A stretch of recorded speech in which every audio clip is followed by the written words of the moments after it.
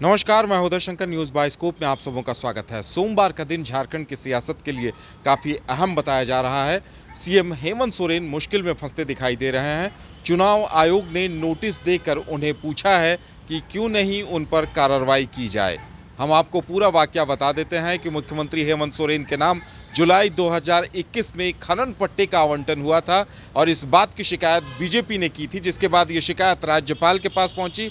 राज्यपाल ने मामला चुनाव आयोग के पास भेज दिया था और उसके बाद चुनाव आयोग ने इस पूरे प्रकरण में अनगढ़ा में सीएम हेमंत सोरेन के नाम खनन पट्टा आवंटित होने को लेकर चुनाव आयोग ने मुख्य सचिव सुखदेव सिंह से तमाम कागजातों की मांग की थी और आज से चंद रोज पहले ही मुख्य सचिव सुखदेव सिंह ये तमाम कागजात लेकर दिल्ली पहुंचे थे और चुनाव आयोग को उन्होंने ये तमाम कागजात सौंप दिए थे, जिसके बाद एक कदम आगे बढ़ाते हुए चुनाव आयोग के अधिकारी रांची पहुंचे और सीलबंद लिफाफा सीएम सेक्रेटेरिएट तक पहुंचाया गया है। ऐसी खबरें सूत्रों के जरिए सामने आ रही हैं और उस नोटिस में ये पूछा गया है कि क्यों नहीं आप पर कार्रवाई की जाए।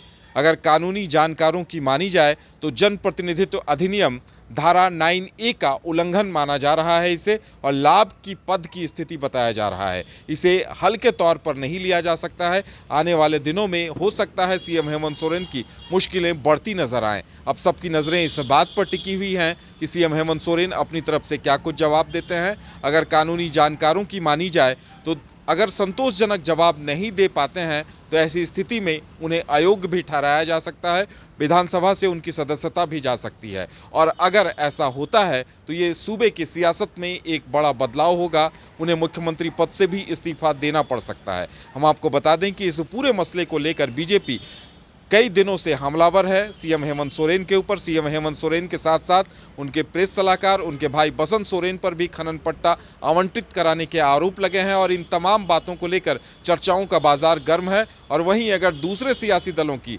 गठबंधन के सहयोगी कांग्रेस की बात की जाए, जेएमएम की बात की जाए, तो उनका कहना है कि मुख्यमंत्री ने अपने चुनावी हलफनामे में इस बात की जानकारी दे दी थी कि उनके नाम से खनन पट्टा आवंटित है, इसलिए उनके ऊपर इस तरह का मामला नहीं बनता है।